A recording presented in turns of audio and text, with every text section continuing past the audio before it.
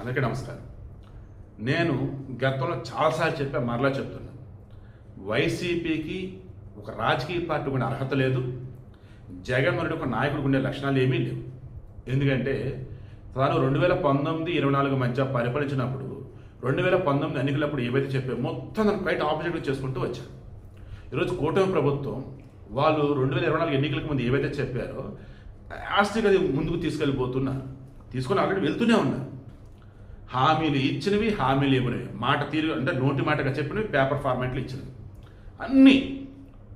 నాకు తెలిసిక ఆడవారికి నెలకు 1500 ఏదో ఇస్తామన్నారు, అదొక్కటే బ్యాలెన్స్. నిరుద్యోగ భృతి అన్నప్పుడు 20 లక్షల ఉద్యోగాలు కల్పన అన్నారు కదా, ఉపాధి కల్పన ఉద్యోగాలు, ఆ వేలో ముందుకు వెళ్తున్నారు. నాకు తెలిసి నిరుద్యోగ భృతి నాకు తెలిసి దాని జోలికి పోరు. ఆడవారికి 1500 రూపాయలు అన్నారు కదా, 18 సంవత్సరాలు పైబడిన వాళ్ళకి, అదైతే నాకు తెలిసి ఈ రెండులోపు ఉండొచ్చు, లేదా నెక్స్ట్ సంక్రాంతికి ఇవ్వచ్చు. ఈరోజు ఆటో డ్రైవర్ల సేవలు అంటూ 15,000 రూపాయలు, 2,90,986 మంది ఏమో ఉన్నారు అర్హులు. వారి అకౌంట్లో 15,000 రూపాయలు వేసేసారు.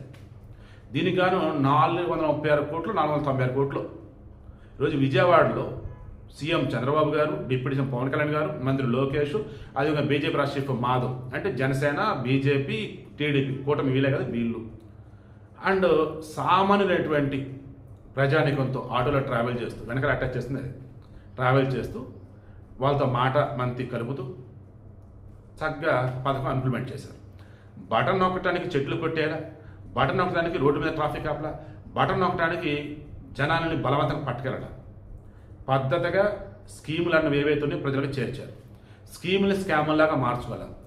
10 కోట్లు పెట్టి ఒక పథకం ప్రారంభిస్తూ 20 కోట్ల ప్రచారం చేసుకోవాలి. దండం పెడుతున్నా, రిక్వెస్ట్ చేస్తున్నా, ఇప్పుడు కూడా వైసీపీ అంటూ, ఇప్పుడు కూడా జగన్ అంటూ రెండు ఉంటే మారండి. కూటమి ప్రభుత్వాన్ని క్వశ్చన్ చేయాల్సి ఉంటే క్వశ్చన్ చేద్దాం, కూటమి ప్రభుత్వం నిలదీయాల్సి నిలదీద్దాం. బట్ కూటమి ప్రభుత్వాన్ని గెలిపించాలని అడిగిన వాడిగా కూటమి ప్రభుత్వం చేస్తున్న మంచిని చెబుతున్నా, అది కనుక ఏదైనా పొరపాటు చేస్తే అది కూడా నేను చెప్తాను. మరలా చెప్తున్నా, ఈ కూటమి ప్రభుత్వం నుంచి ఇంకా మీకు ఏం కావాలో చెప్పండి. వాళ్ళు ఏవైతే ఫెయిల్ అయినాయి ఉంటే చెప్పండి, వీడియోస్ ఇద్దాం, క్వశ్చన్ చేద్దాం. ఓటేసి గెలిపించినందుకు, ఓటేమని చెప్పినందుకు అడుగుదాం, నిలదీద్దాం, మనకు కావాల్సిన సాధించుకుందాం.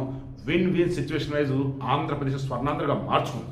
సాగుతూ ఆత్మవిశ్వాసమే ఆయుధంగా చేసుకుని సుపరిపాలనతో ఆధునిక టెక్నాలజీతో